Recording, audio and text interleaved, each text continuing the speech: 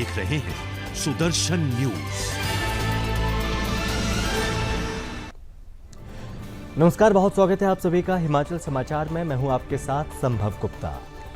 केंद्रीय सूचना प्रसारण और खेल मंत्री अनुराग ठाकुर ने हिमाचल प्रदेश के गठन के 75 साल पूरे होने पर प्रगतिशील हिमाचल यात्रा में शामिल होने के लिए कांगड़ा पहुंचे वो, और जहां पर जसवा प्रागपुर के डाटा सीबा में केंद्रीय मंत्री अनुराग ठाकुर ने कहा कि हिमाचल प्रदेश ने अन्य राज्यों की तुलना में बहुत शानदार काम किया। केंद्रीय मंत्री ने आगे कहा कि लोगों के आशीर्वाद से हिमाचल और आगे बढ़ता रहेगा। बीजेपी की डबल इंजन की सरकार ने बहुत शानदार काम किया और आगे भी ये काम होता रहेगा। कांग्रेस विधायकों के बीजेपी में शामिल होने पर बीजेपी मंडल द्वारा किए जा रहे विरोध पर अनुराग ठाकुर ने कहा कि बीजेपी दुनिया का सबसे बड़ा राजनीतिक दल है और बहुत सारे लोग बीजेपी में शामिल हो रहे हैं। जितने भी लोग पार्टी में शामिल हो रहे हैं, बीजेपी ने उनका स्वागत किया और कार्यकर्ता के रूप में उनको एक अच्छा कार्य करना होगा ताकि बीजेपी की सरकार फिर से वापस आए।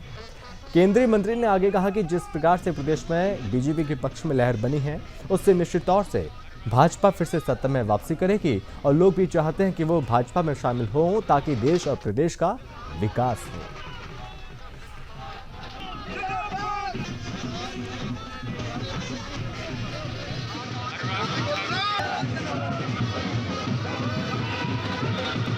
हिमाचल प्रदेश ने बाकी राज्यों की तुलना में बहुत शानदार काम किया है और मुझे पूर्ण विश्वास है लोगों के आशीर्वाद से हिमाचल आगे और आगे बढ़ता रहेगा।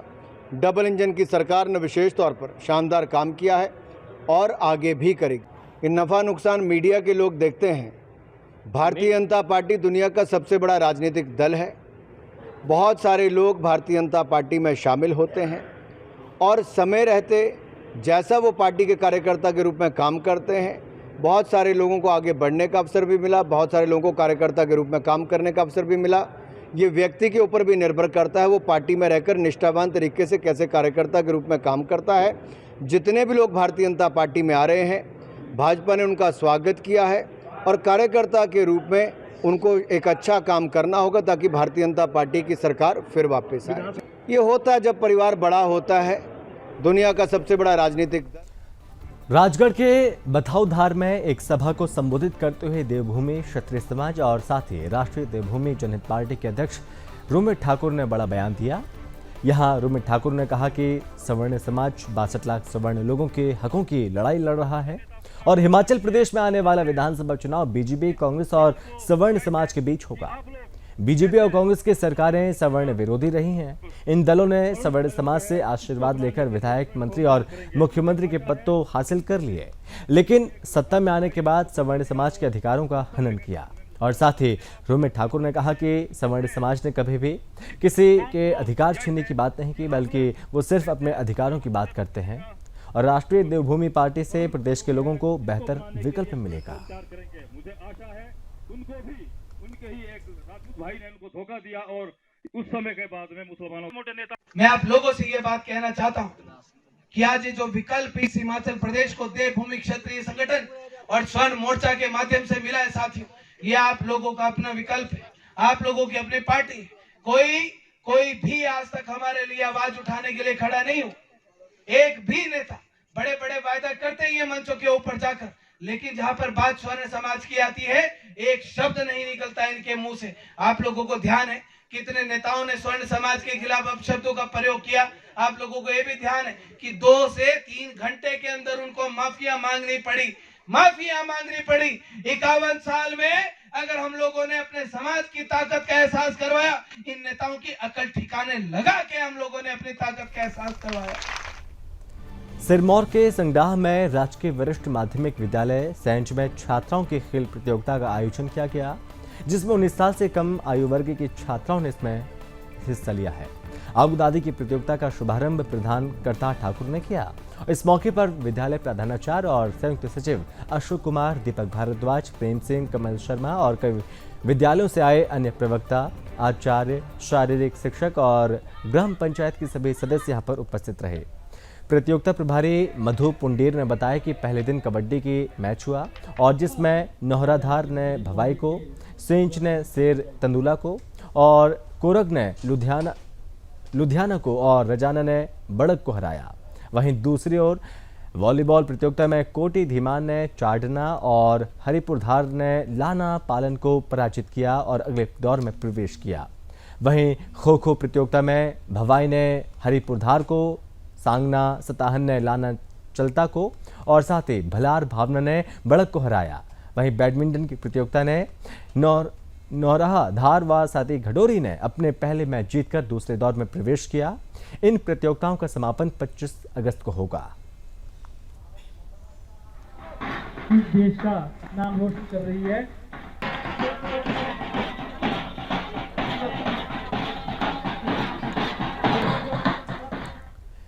जवाली में राजकीय वरिष्ठ माध्यमिक पाठशाला भरमाड़ में चल रही लड़कियों के 3 दिवसीय जोनल स्तरीय अंडर 19 खेलकूद प्रतियोगिता का समापन हो गया है। इस टूर्नामेंट में 26 स्कूलों के 261 छात्रों ने इसमें भाग लिया और समापन समारोह में स्कूल प्रबंधन समिति के प्रधान रमन कुमार वर्धन मुख्य अतिथि रहे। इस मौके पर प्रतिभागियों द्वारा सांस्कृतिक कार्यक्रम प्रस्तुत किए गए। खेलकूद प्रतियोगिता में वॉलीबॉल टीम में राजकीय वरिष्ठ माध्यमिक पाठशाला सोलदा विजेता और साथ ही भरमाड़ उप विजेता रही। कबड्डी प्रतियोगिता में राजकीय वरिष्ठ माध्यमिक पाठशाला पदर विजेता और कोटला उप विजेता रहा। बैडमिंटन में राजकीय कन्या वरिष्ठ माध्यमिक पाठशाला जवाली विजेता और राजकीय वरिष्ठ माध्यमिक पाठशाला पलोहड़ा उप विजेता रहा। खो खो प्रतियोगिता में राजकीय वरिष्ठ माध्यमिक पाठशाला नढोली विजेता और पलोहड़ा उप विजेता रहा।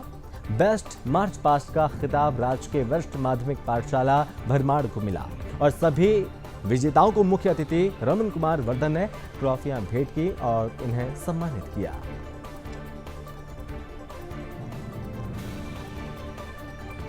बच्चों ने बहुत ही मेहनत की है। आप में से हैं जो स्टेट के लिए या डिस्ट्रिक्ट के बाद आप स्टेट के लिए भी जा सकते हैं, तो आप लोग मेहनत करते रहिए, आपको मौका मिलता रहेगा। खेल में आज बहुत सी, मैं आप लोगों को पहले भी बताता रहा हूँ, फिर से बता रहा हूँ कि आज के समय में खेल जगत एक बहुत बड़ी इंडस्ट्री है। क्यों इंडस्ट्री है? क्योंकि आज खेल में बहुत सी लीग्स आ गई हैं, जैसे कि Indian premier league, football league, तो प्रो कबड्डी लीग, शायद आप लोग बहुत लोग देखते होंगे, जिसमें आप जैसे लोगों को, जो दूर दराज के लोग होते हैं, उनको बहुत सा मौका मिलता है। जवाली के अनुसूचित जाति और ओबीसी समाज के लोगों ने सामाजिक कार्यकर्ता उजागर सिंह के नेतृत्व में एसडीएम महेंद्र प्रताप सिंह को राष्ट्रपति के नाम का ज्ञापन सौंपा। ये सभी राजस्थान में दलित छात्र की हत्या से आक्रोशित हैं और दोषी के लिए फांसी की मांग कर रहे हैं। दोषी को कड़ी सजा दी जाए जिससे ऐसी घटनाओं की पुनरावृत्ति न हो सके। इस मौके पर उजागर सिंह ने कहा कि दलित छात्र का बस इतना ही दोष था कि उसने अपनी प्यास बुझाने के लिए पानी से भरे मटके को छू लिया था। एक तरफ स्वतंत्रता का अमृत महोत्सव, तो वहीं दूसरी तरफ इस तरह की घटनाएं देश को कलंकित कर रही हैं। उजागर सिंह की मांग है कि जातिवादी मानसिकता को बंद किया जाए और ऐसे मामलों के आरोपियों को सख्त से सख्त सजा दी जाए। और साथ ही उजागर सिंह ने आगे कहा कि दलितों के ऊपर अत्याचार लगातार बढ़ते जा रहे हैं, जिससे देश और प्रदेश के दलित समुदाय के लोग अपने आप को असुरक्षित महसूस कर रहे हैं। ज्ञापन में जवाली के चलवाड़ा गांव में पिछले दिनों गोलीकांड के मामले की किसी उच्च एजेंसी से जांच करवाने की मांग की गई।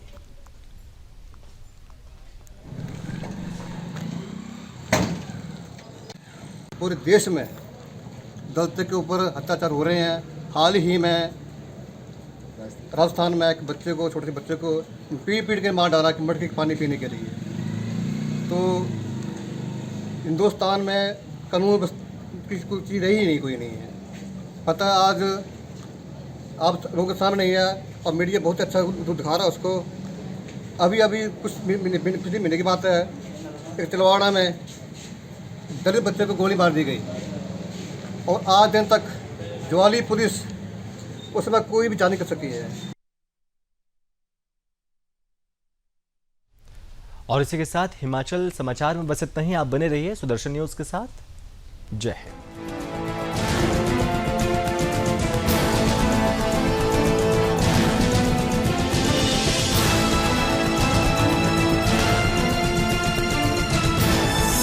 आप देख रहे हैं सुदर्शन न्यूज।